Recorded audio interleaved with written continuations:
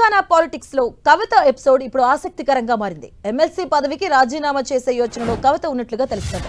కొత్త రాజకీయ పార్టీ పెట్టే ఆలోచనలో కవిత ఉన్నట్లుగా సమాచారం. తెలంగాణ జాగృతి పేరుతోనే రాజకీయ పార్టీ పెడతారని ప్రచారం జరుగుతుంది.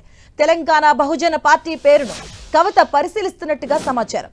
అయితే కవిత సస్పెన్షన్ ను బీఆర్ఎస్ శ్రేణులు స్వాగతిస్తూ ఉంటే జాగృతి శ్రేణులు మండిపడుతున్నాయి. మధ్యాహ్నం 12 గంటలకు కవిత మీడియా సమావేశాన్ని నిర్వహించబోతున్నారు. కవిత భవిష్యత్ కార్యాచరణపై ఇప్పుడు సర్వత్రా ఉత్కంఠ నెలకొంది.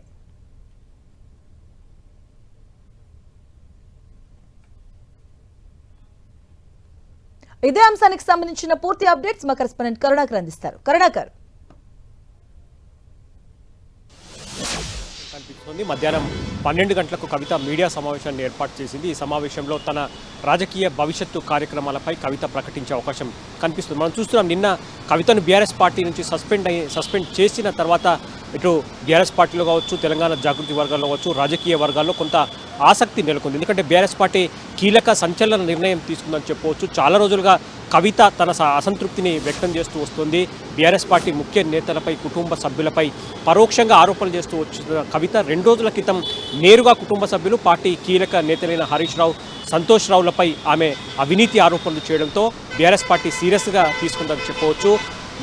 పార్టీ అధినేత కేసీఆర్ పార్టీలోని అందరి ముఖ్యమైన నేతల అభిప్రాయాలు తీసుకున్న తర్వాత ఇక ఉపేక్షించొద్దని చెప్పి కవితను పార్టీ నుంచి సస్పెండ్ చేయాలని చెప్పి కీలక నిర్ణయం తీసుకున్న తర్వాత నిన్న మధ్యాహ్నం కవితను పార్టీ నుంచి సస్పెండ్ చేస్తూ బీఆర్ఎస్ పార్టీ ప్రకటన విడుదల చేసిన పరిస్థితిని మనం చూస్తున్నాం. ఈ పరిణామాలన్నీ కూడా ఇటు బీఆర్ఎస్ పార్టీలో, అటు తెలంగాణ జాగృతి వర్గాల్లో కొంత ఆసక్తి రేపుతున్నాయి. ఎందుకంటే కవిత సస్పెన్షన్ను బీఆర్ఎస్ పార్టీ వర్గాలన్నీ కూడా స్వాగతిస్తున్నాయి. కేసీఆర్ ఏ నిర్ణయం తీసుకున్నా తాము కేసీఆర్ వెంటే ఉంటాం.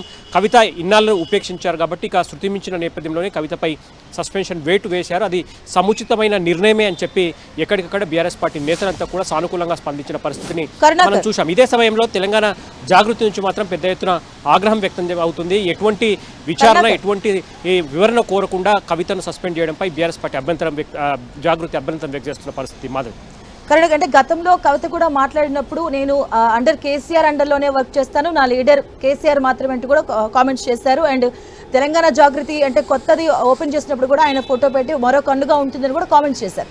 సో ఇప్పుడు కేవలం బీఆర్ఎస్ ఎమ్మెల్సీ పదవికి మాత్రమే రాజీనామా చేసే అవకాశం ఉంటుందా, లేదా పార్టీకి కూడా రాజీనామా చేసే అవకాశం ఉంటుందా?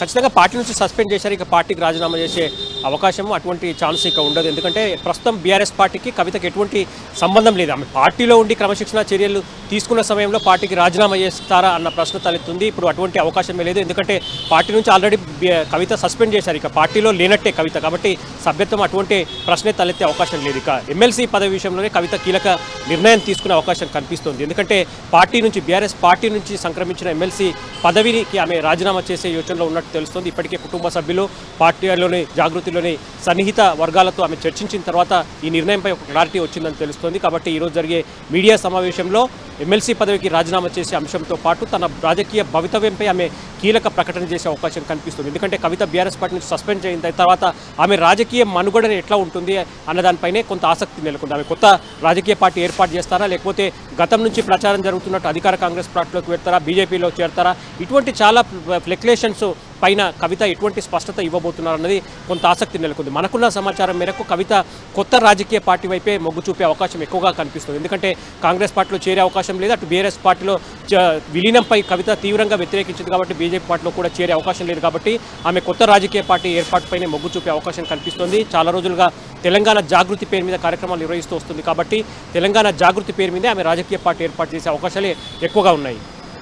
అంటే ఈ రోజు మధ్యాహ్నం ప్రెస్ మీట్ లో ప్రధానంగా ఏ అంశాలపైన ఆవిడ మాట్లాడే అవకాశం ఉండొచ్చు అనుకోవచ్చు? ఎందుకంటే తన తదుపరి కార్యాచరణపై కూడా కొంత మాట్లాడే అవకాశం ఉండొచ్చా? ఖచ్చితంగా తన రాజకీయ భవిష్యత్తుకు సంబంధించిన అంశాలను ప్రస్తావిస్తూనే తనను బీఆర్ఎస్ పార్టీ నుంచి సస్పెండ్ చేయడానికి కారణం ఎవరు అన్నదానిపై కూడా కవిత మరిన్ని వివరాలు చెప్పే అవకాశం కనిపిస్తుంది.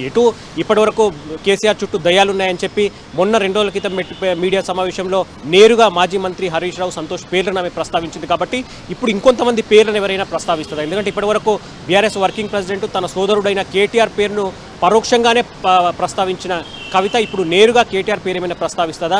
తనను సస్పెండ్ చేసే వరకు కేసీఆర్ సస్పెండ్పై కీలక నిర్ణయం తీసుకునేందుకు ఎవరి ప్రోద్బలం ఎక్కువగా ఉంది, ఎవరు కుట్ర చేశారు, ఎవరు కక్ష పన్నారు అన్న అంశాలపై కవిత ఏమైనా వివరాలను బయట పెడుతున్నా, ఇంకెవరి పేర్లైనా చెప్తుందా? ఇటువంటి అంశాలు ఇటు బీఆర్ఎస్ పార్టీలో రాజకీయ వర్గాల్లో కూడా కొంత ఆసక్తి రేపుతుంది. కాబట్టి తన సస్పెన్షన్ గల కారణాలు, కేసీఆర్ ఇటువంటి నిర్ణయం తీసుకోవడం వెనుక ఎవరున్నారు, ఇటువంటి అంశాలు చెప్పడంతో పాటు భవిష్యత్తులో తన రాజకీయం ఎట్లా ఉంటుంది, తన రాజకీయ పార్టీ ఏర్పాటుపై కావచ్చు, ఇటువంటి కీలక అంశాలపై కవిత స్పష్టత ఇచ్చే అవకాశం కనిపిస్తుంది మాకు. అంటే ఇప్పుడున్న సిచ్యువేషన్స్ చూస్తే తెలంగాణలో మరో కొత్త పార్టీ ఆవిర్భావం అనుకోవచ్చా?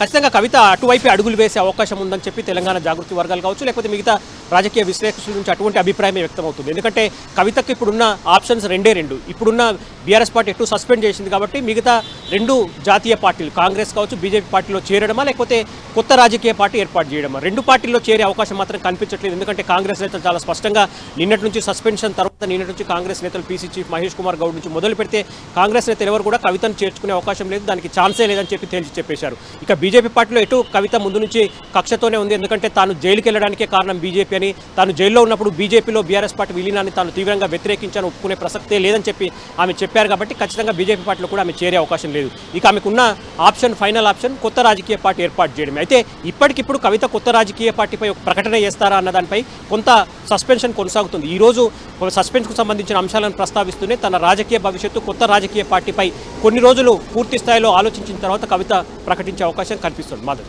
Right, thank you Karunakar.